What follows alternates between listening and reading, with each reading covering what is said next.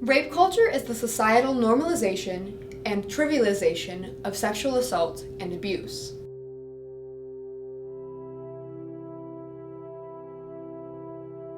When I see 12-year-old boys who make jokes about how no means yes. Saying that if the victim is not defending themselves, that it isn't rape. A lot of people claim that people in the LGBT community don't have that happen to them. When people claim that it can't happen to men, or that they claim that he should have been strong enough to fight off his attacker. On social media, a lot of people will talk about forcing girls or boys or anyone to send nudes, and they just act like it's some sort of trophy that they force them to do that. When you hear on the news about some teenage boy 13 or 14 being molested by his teacher, and you hear dads and other relatives talk about how, well, when I was a boy, I would have loved to have that happen, as if your consent changes the fact that that person didn't consent. I think consent is when, in any situation, when someone asks you if you want to do this thing, you're like, oh yeah, I want to do it. You don't have to be talked into it. You're not like, maybe, and then you do it anyways. It's, I definitely want to do this and I feel comfortable, and you have to be fully aware of the possibilities and the bad things that can turn out from it. In terms of sex, you have to be fully aware that you might get pregnant even if you use a condom, or you might get an STI. And if you're not fully aware of these things, then you cannot consent.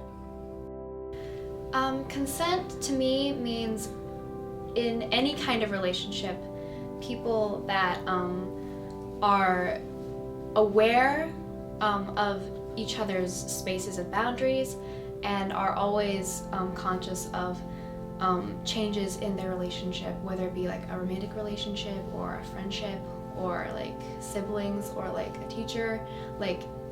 They're always aware of being touched or what they say. It's just being aware and being kind to the other person. Just say yes. Explain it. Be like, oh yeah, I want to do this. I've been wanting to do this since the day I was born. Let's go. Do it. Heck yeah. Well, if you ask me and I want to do it, I'll be like, God, yes, please. Yep. Well, it could be as simple as a hug. If you don't want a hug, but someone comes up and says, hey, would you like a hug? You can either say, yeah, I would love a hug, and you can open your arms and show that you want a hug, and you can hug them. But if you're not feeling a hug, you can simply say, no, I'd rather not.